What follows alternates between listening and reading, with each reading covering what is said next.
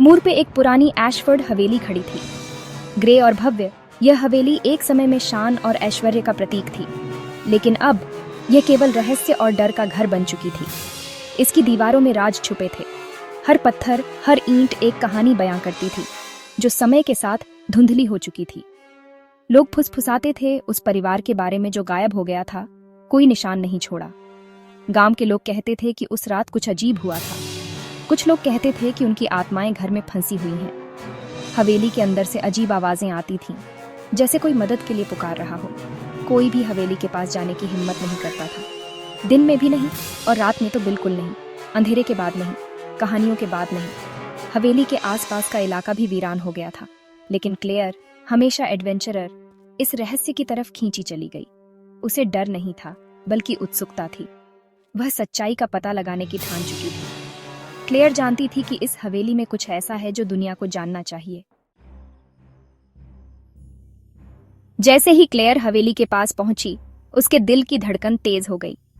हवेली की पुरानी दीवारें और टूटी फूटी खिड़कियां उसे घूरती हुई प्रतीत हो रही थीं। दोपहर का आसमान धुंधला नारंगी हो गया।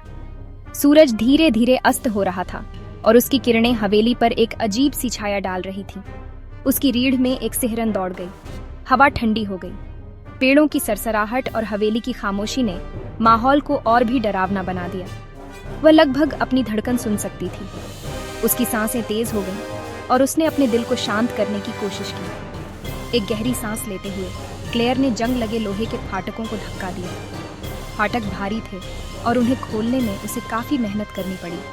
वे विरोध में कराह उठे, मानो उसे चेतावनी दे रहे हैं। फाटकों की आवाज ने उसकी हिम्मत को और भी कमजोर कर दिया। वह ऊंचे रास्ते पर कदम रखी। हवा के फुसफुसाते शब्द आवाजों जैसे लग रहे थे। रास्ता लंबा और अकेला था और हर कदम के साथ उसका डर बढ़ता जा रहा था। उसका दिल जोर से धड़क रहा था। उसने अपने आप को शांत करने की कोशिश की, लेकिन हर आवाज उसे और भी डरा रही थी। अब पीछे मुड़ने का कोई रास्ता नहीं था। उसने अपने डर को पीछे छोड़ते हुए आगे बढ़ने का फैसला किया। हवेली के रहस्यों को जानने की जिज्ञासा ने उसे आगे बढ़ने के लिए प्रेरित किया। अंदर हवेली परछाइयों और सन्नाटे की एक भूल भुलैया थी। फर्नीचर पर धूल की मोटी परत जमी थी। समय थमा हुआ था।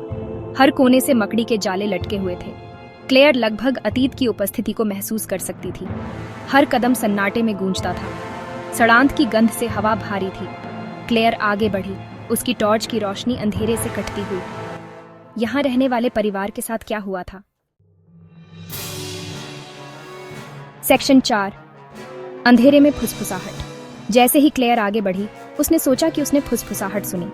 बेहोश, लगभग समझ से बाहर, वे दीवारों से ही आती हुई प्रतीत हो रही थीं। वह रुक गई, अपनी सांस रोककर। फुसफुसाहट तेज हो गई, उसके चारों ओर घूमती रही। वे उसका नाम पुकारते हुए, उसे आगे बुलाते हुए प्रतीत हो रहे थे। डर उसे डराने लगा था, लेकिन क्लेयर ने एशफोर्ड हवेली के रहस्यों को उजागर करने की ठान ली थी। सेक्शन 5। एक आखिरी डरावना सुराग। क्लेयर अटारी के दरवाजे पर पहुंची। उसकी सांसें तेज हो रही थीं, दिल की धड़कनें तेज थीं। उसने दरवाजे को धीरे धीरे खोला, जैसे कि उसे पता था कि अंदर कुछ भयानक इंतजार कर रहा है। दरवाजा खुल गया और एक धूल भरे कमरे का खुलासा हुआ। कमरे में पुरानी फर्नीचर और धूल के कण हवा में तैर रहे थे, जैसे कि समय यहाँ रुक गया हो। और बीच में एक छोटी चमड़े से बंधी डायरी खुली पड़ी थी। यह डायरी किसी रहस्य को छुपा रही थी, जो क्लेयर को खींच रहा था। यह एलेनोर की डायरी थी। क्लेयर ने धीरे धीरे डायरी को उठाया और उसके पन्ने पलटने लगी। आखिरी एंट्री ने उसकी रीढ़ में ठंडक भेज दी।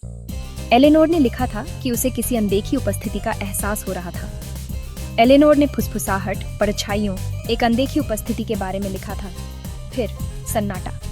क्लेयर ने महसूस किया कि वह भी उसी अनुभव से गुजर रही है। जैसे ही क्लेयर ने डायरी बंद की, उसने अपनी गर्दन पर एक ठंडी सांस महसूस की। यह एहसास उसे डराने के लिए काफी था। वह घूम गई, कोई नहीं, लेकिन उसे लगा कि कोई उसे देख रहा है। लेकिन फुसफुसाहट बनी रही, उसके चारों ओर घूमती रही, पहले से कहीं ज्यादा ठंडी और करीब। यह फुसफुसाहट उसे पागल कर रही थी। वे कह रहे थे, हमारे साथ आ जाओ क्लेयर। ये आवाजें उसे खींच रही थीं, जैसे कि कोई अदृश्य शक्ति उसे अपने पास बुला रही हो।